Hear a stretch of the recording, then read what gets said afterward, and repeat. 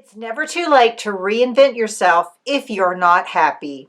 I'm going to let you know how and why in this video. How's it going, Reinventors? I'm Amelia, and this is Reinventing You. I want to inspire you to reinvent yourself. I post twice a week. I invite you to subscribe and like this video. It's never too late to reinvent yourself if you're not happy. And I really mean that. And there's two parts to that. The first one is it's never too late. That is, it's never too late in the year or the century or your life. No matter how old you are, you can reinvent yourself. You can make changes in your life. You can do things differently. You can live differently. You can treat your health in a different, better, healthy way. You can have non-toxic relationships. You can find a career or an income stream that is a lot, more like what you want to be doing or what you're really good at doing or fulfills your purpose. And we'll get more about that in a moment. All of those things, no matter how old you are or how young you are, you can reinvent yourself. And I am a big proponent of this, mainly because I reinvented myself when I was around 50 years old. And that's actually, I guess, a typical age. It's the midlife. Maybe you're having a midlife crisis or just midlife change, or just you get to that point where you're around 50 and you're thinking, is there all this is to life? I mean, that's kind of the way I was. It's never too late. So it's, how do I want to say this? Don't make your age or your circumstances an excuse, or the circumstances around you, an excuse to not make changes, major changes in your life. It is not too late to reinvent yourself. Now, the second part of that, it's not too late to reinvent yourself if you're unhappy, is that let's define happiness for a moment. Is happiness a deep, abiding feeling of contentment and awareness that all is right with the world despite all kinds of craziness going on? Or is happiness more of a fleeting emotion, a feeling of euphoria, a feeling of laughter and good times? Well, you guessed it, happiness is more like the second and not the first. The first definition that I have given, these are my personal Amelia's dictionary, is for joy. For me, joy is something that's deep-seated and it goes into the bones, and it's more than a feeling. I know I'm going to start singing in a minute, and it lasts. It is ongoing. It is not temporary. It will change your outlook on life, really. And that's one reason why when I say, normally in my videos, I open with the words, I want you to reinvent yourself so that you can live a life of joy, fulfillment, and purpose. Now, if you noticed, I did not open with those because I wanted to talk about those in this video. So the first one of those is joy. And I really want to focus on that because I want to talk about unhappiness. And a lot of times people want to reinvent themselves because they're not happy. And so that's why that is so important to talk about first. If you are unhappy, then you will probably be dissatisfied with a lot of things in your life. You will probably be extremely pessimistic. You will probably not be very grateful or have a hard time expressing gratitude or forgetting to be thankful. If you are unhappy, then you are going to have probably some level of burnout or dissatisfaction, or just, you're going to procrastinate more. You're going to be more lazy. You're just not going to put forth the effort. Now, sometimes if you're unhappy, it could be part of depression. Like it could be either a light depression, I want to say a case of depression, but what I'm saying is depression can be different. What's the word? You can have different levels of depression.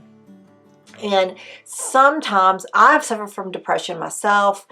I think that sometimes the depression we are going through may be deeper than we let on. So we kind of know we're unhappy, but we're really not too aware of what's going on underneath. If you find yourself unhappy, no matter where you are, and it's like it drags you down constantly, you can't seem to get rid of it, and even if you're smiling or laughing, you don't really feel like it's authentic. That kind of unhappiness, it could be some form of depression. That does not mean that you're going to have to take medicine for it necessarily. However, if you do have to, you are going to feel so much better. Now, I do understand that if you take medication, a lot of times it takes a while to find something that really works with your body chemistry. So you have to give it some time to work. At this time, during this pandemic, I know of a lot of people who are unhappy. They're maybe mildly depressed. There may be other people who have more of a depression.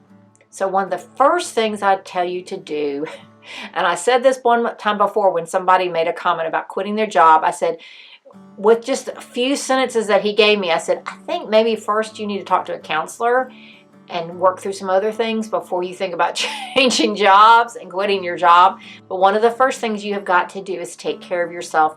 Get therapy. And if you say, well, I don't have the money, I don't have the time, I don't know how to find a therapist that is a counselor, check out this video up here that I did that tells you how you can find a therapist and what to do if you don't have income, or if you don't have health insurance that covers therapy or counseling. There are options for you. Now, in the video, I do not recommend faith-based counseling, just because a lot of times those folks don't have the training that you might need, and sometimes they have a certain faith-based agenda. Not that they're one of ill will, but it's just not the healthiest place, I don't think.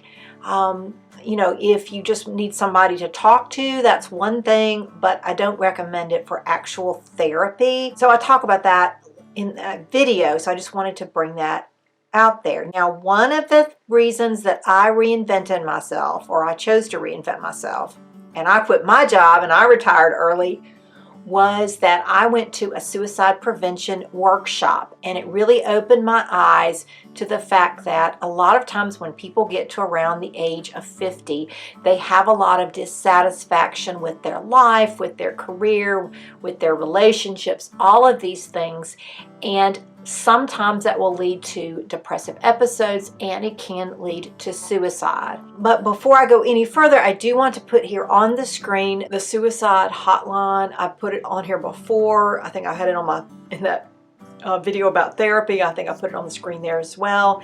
I just think that's very important for you to have that information, that there are people who will talk to you and listen to you if you're going through these things.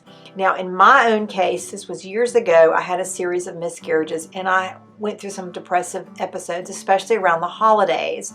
I went to see a psychiatrist who is a doctor who can prescribe medication for depression and anxiety and other issues. She and I talked, and what we decided to try first was a natural way to help with my depression, and included going to see a counselor. It including taking out sugar and alcohol and making sure I exercise, all of those things, which were really, really helpful for me. I ended up getting through that without medication, but I also know people who have had great results with medication. So don't think just because you're going through a therapist doesn't mean that you're going to be put on medication. A psychologist or counselor or therapist is not going to be able to prescribe. They will have to send you to a psychiatrist to get medication. Now, your internal medicine doctor could prescribe depressive medication, but if you're going to be on it long term, I really recommend seeing a psychiatrist, because they are a specialist in those areas. Now, I feel like I've gotten on this rabbit hole, but what I'm trying to say is, if you are unhappy and you think, oh, I need to reinvent myself, I would start with the unhappy part and work on that part before just jumping in and making changes.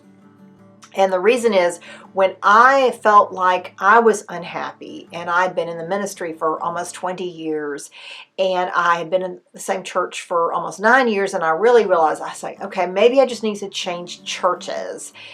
Looking back at it, I made the right decision, because changing churches would not have been the right answer for me, because I think it would have just maybe put off the same problems I saw coming down the road, and would just have made them maybe further down, or maybe it would have been worse.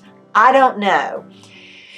But for me, I realized my unhappiness was based on some burnout, some mistakes that I made, a lack of calling in the area of ministry that I had experienced and I didn't feel like was there. I feel like God was calling me to something different. All of these things led me to make the decision to reinvent myself. But what I'm trying to tell you is, try to figure out some of the stuff about the unhappiness first. I made that decision to retire early. I was fortunate I had, income from my spouse and coverage on health insurance and all the place to live, all those things. But if you are feeling that way, it might be good to have some kind of therapy or talking through your unhappiness. Don't just jump on the reinventing yourself bandwagon thinking that's going to cure everything. That said, when you are on the road to reinventing yourself, when you have reinvented yourself, you will feel true joy. Now, true joy is not feeling happy. True joy is deeper than that. It's like in the bones. It's consistent. It helps you feel more gratitude. It helps you feel more grounded in what you're doing. If you have joy, then you are also going to have a lot of fulfillment and purpose. Those three things go hand in hand.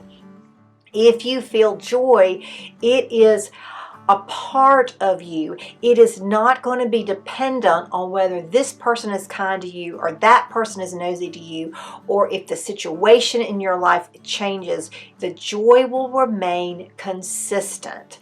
And that is so important to realize, because that is what you want to aim for in life.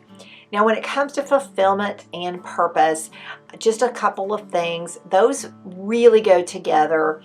They're not quite the same thing. For me, fulfillment is like reaching a goal and feeling proud of yourself, or having that pride in yourself, or having that, accomplishment behind you. It's like having a bullet list or bullet journal, and you accomplished everything and you did it. Now, maybe nobody else will know that you were able to reach that goal or do that thing, but you know that. The same thing with, if you are, say, you believe in manifestation, like if you speak something out into the universe and it happens, then that is your sense of fulfillment. If you are somebody who has a goal or a vision board and you live that out and it comes to life in front of you, that is fulfillment. Now, when I talk about purpose, I always talk about something called ikigai, which actually came from the same island in Japan where karate came from, which is kind of interesting.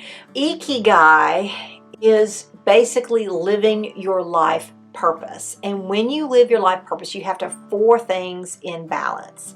And that is doing the things you love, doing the things that you're really good at doing, making some kind of income doing those, or receiving some kind of accolade or recognition for doing those things, and helping other people by doing those things. Now, that doesn't mean mission work. It doesn't mean feeding the hungry. It doesn't mean, going on a poor people's campaign. I mean, I'm talking about if it helps other people in life, then you are fulfilling your purpose. That's why I say fulfillment and purpose go hand in hand. And Ikigai brings all of those things together. It's like there are 4 different little bubbles, and when they all come together and they intersect with each other, that means you found your Ikigai.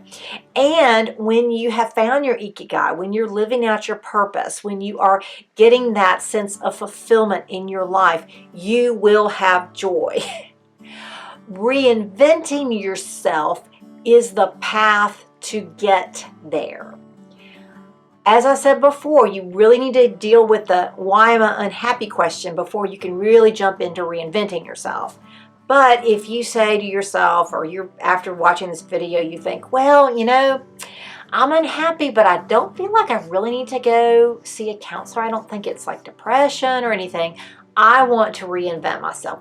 Then watch this channel. I will have all kinds of inspiration for you. I will have all kinds of ways that you can go about and reinvent yourself. In fact, I have this one up here to kind of change your mindset in 2021.